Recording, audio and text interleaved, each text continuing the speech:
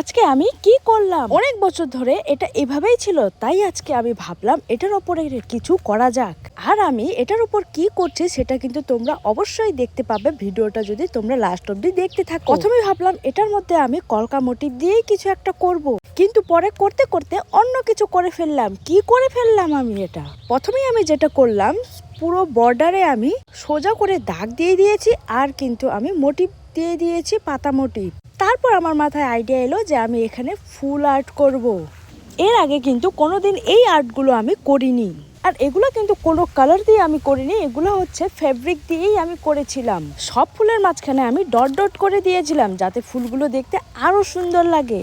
এগুলো আমি কিছুটা ইউটিউব দেখে আর কিছুটা নিজের মতো করে করার চেষ্টা করেছিলাম। দুইটা ঘর কমপ্লিট করার পর কিন্তু আমি আর ভেবে পাচ্ছিলাম না যে আমি কি ধরনের ফুল নেক্সটটাতে করব।